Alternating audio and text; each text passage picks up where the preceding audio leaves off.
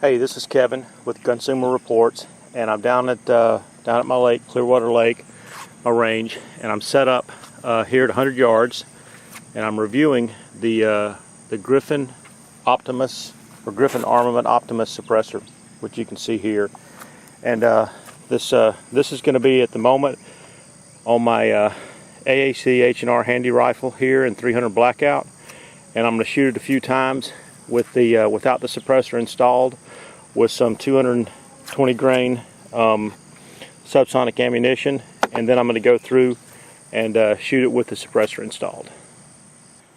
Now, one of the things I want to make clear on this video, or my range testing, is there's a lot of range testing out there for suppressors, and again, I'm looking at the Griffin Armament Optimus Suppressor here, and probably some of the best information I've seen out there is on the Military Arms channel.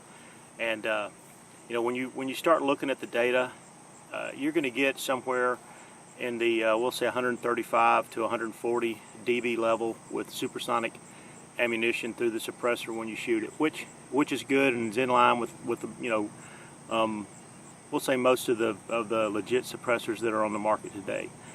For my range testing, what I'm really interested in is, I've already got the suppressor, I own it, so I'm going to live with whatever sound suppression level that I'm going to get out of it. And based on everything I've seen, it's in line with the market. Again, the Griffin Armament Optimus gives me the opportunity to do a lot of different calibers. So for my range testing, and you're probably going to notice this throughout, I'm more interested in the impact of the bullet when firing the rifle or whatever it is with the Optimus. Now I'm going to try to also show some video to give you an idea of the differences in sound levels. Now, one more point is that, you know, to really accurately and legitimately measure the differences in sound levels, you got to have some good equipment. And you know, if you see anybody out there doing it with an inexpensive, we'll say anywhere between $100 and $300 dosimeter, they're really not giving you the data that you want. There's a mil spec out there which talks about measuring sound pressure levels, and there's equipment. I think Larson Davis makes a unit, and it costs around $3,000, and it's what you can use to be able to test the sound levels for suppressors to what I think the current military standard is. And don't have one of those yet. Maybe one day if I can get enough subscribers and get enough money.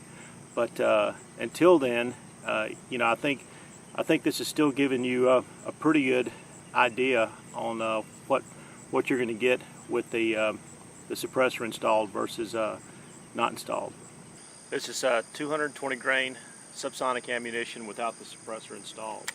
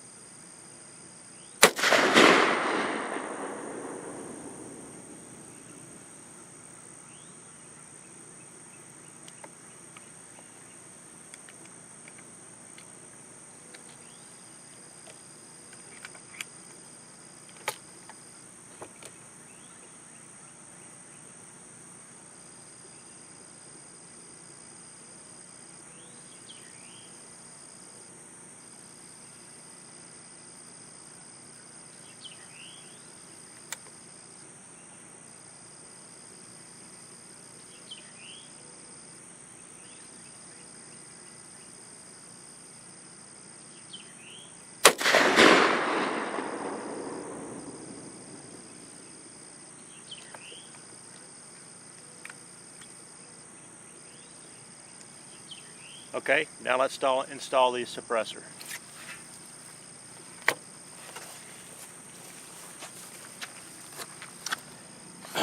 For this for this particular configuration, I ended up purchasing the 5/8 24 direct thread adapter to be able to screw into the taper mount adapter right there. So that's going to be how I actually shoot this configuration on this rifle.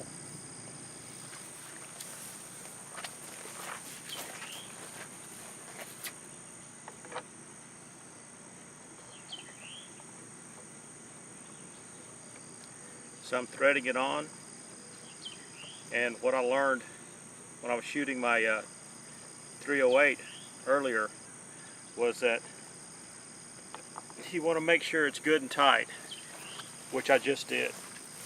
So now I'm going to go through and shoot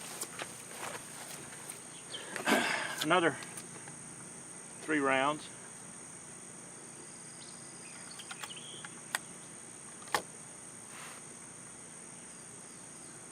With the suppressor installed.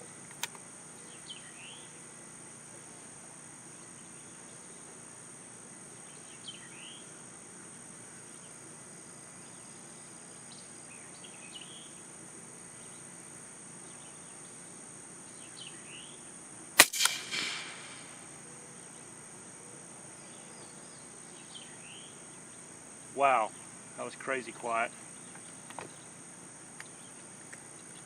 I don't see where it's landing on paper, so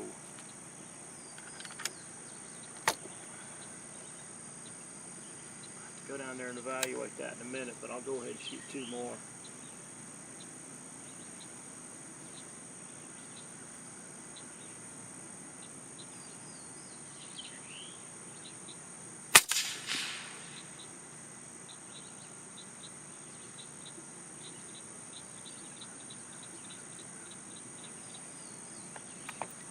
Looks like it's shooting, I don't know, we'll see when I get down there. Looks like it's shooting not consistent.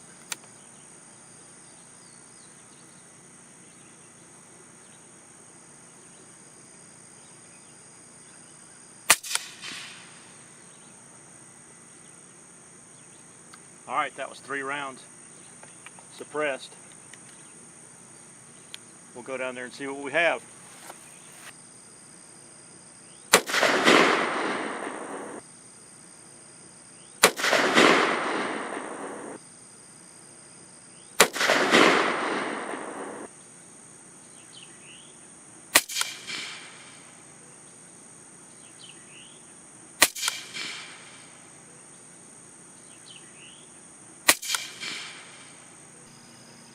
Now, this is what I just attempted to shoot down there at 100 yards with the 300 Blackout subsonic ammunition on this particular rifle.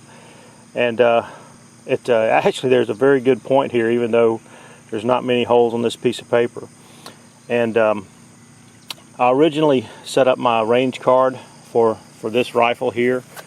You can see it's back there. I set it up to shoot this C3 Defense 300 Blackout suppressor here.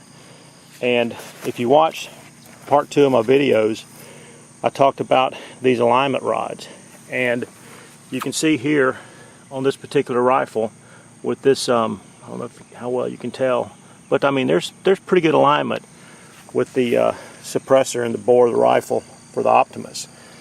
Now when I did the same thing with the C3 here, there wasn't very good alignment. Now there was a good enough alignment to where I wasn't going to get into any situation with striking the suppressor with a bullet. But my point here is that my range card that I set up there at 100 yards, and actually the drops really doesn't matter, but I set it up at 100 yards, basically produced this, which really I don't even believe was hardly on paper, and it shot a lot better than that a few months ago. So my point here is that each suppressor is going to shoot differently on each different rifle. And in this case, since I'm basically kind of putting this C3 Defense suppressor to the side and going to start shooting the Griffin Armament Optimus, that I really need to go through and redevelop my range card, re-zero, and go through that whole exercise for this particular rifle so that I can feel good that at 100 yards I've got a good zero and so I can start counting on my drop card right there if I'm going to shoot any other ranges. I'm going to go ahead and shoot the same 300 Blackout rifle just so I can get some audible data, and with another configuration, and it's going to be the short configuration. What I've done is I went out and purchased this 5/8 24 direct thread adapter, which will go into the piston booster housing, which will then just go into the body of the suppressor here with the that baffle removed, and it'll actually give us a short configuration. So I'm going to go ahead and shoot it 3 times just so I can get some audible info on this, so you can hear the difference, hopefully. So this is the short configuration, and the suppressor installed, and shooting some 300 Blackout subsonic 220 grain subsonic ammunition.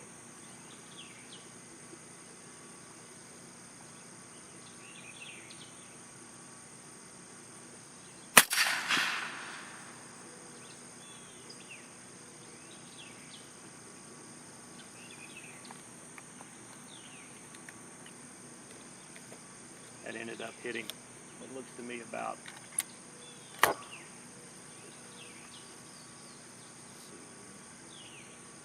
don't know, at least 6 inches to the left.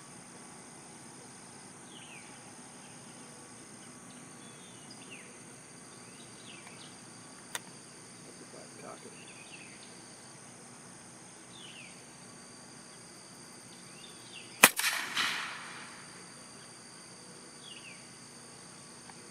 Not sure on that one. It's hard to tell, but just for me, listening to it, it sure sounds like it's quieter in the full-length configuration, which it should be, but it seems like it's just from sitting behind the bench.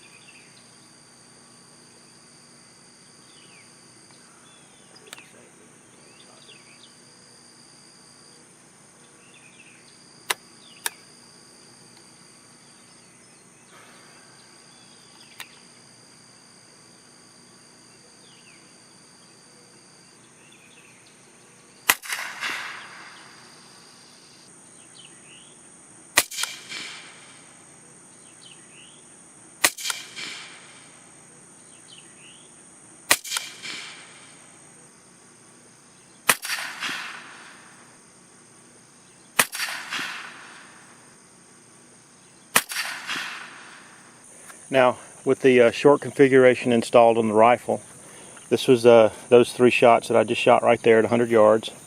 And I find a couple of things real interesting. Number one is that I was aiming here, but for bullet drop, I was right in line with what I'd previously zeroed, so with the C3 defense suppressor.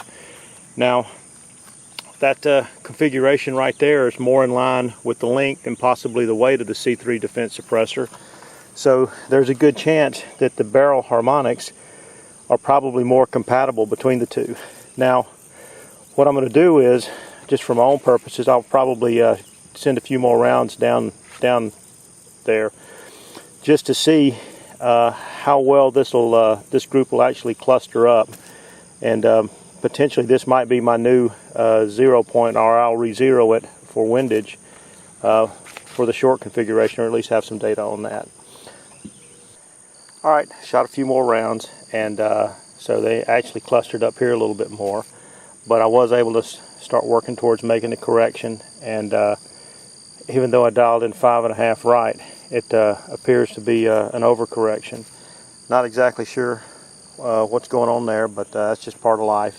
But anyway, so I'll dial it back a little bit, and once I load me up a bunch of 220 grain subsonics, I'll be able to spend a lot more time working on really dialing in that zero. Now, you can question whether or not this is a 100-yard gun, and I might agree with that, but I wanted to go ahead and get my range card set up to where I could shoot 100 yards or a little bit further if I wanted to with a suppressor. Most likely, I'll probably shoot less than that, but with the Optimus installed on there, I feel pretty good about it. When I look at the holes in this piece of paper here, They also, in general, in my opinion, aren't directly in there. So that, again, that starts getting to the issue of bullet stability. You can see right there. I know that the suppressor has good alignment, so most likely the issue is just related to shooting these subsonic rounds at those lower velocities through a rifle. Now, something I found out just then after shooting that 300 Blackout with this direct thread adapter screwed directly into the piston booster assembly, man, it was tough unscrewing the direct thread adapter using this little plastic wrench that they give you right there.